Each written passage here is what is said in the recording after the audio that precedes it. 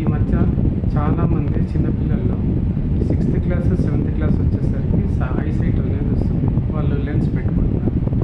కొంతమందిలో 6 పాయింట్ కూడా లెన్స్ పెట్టుకుంటున్నారు. అంత భూతద్దాలు ఎందుకు పెట్టుకోవాల్సి వస్తుంది ఇంత చిన్న వయసులో అంటే వాళ్ళ అడిక్షన్ సెల్ ఫోన్తో ఒకటి కారణం.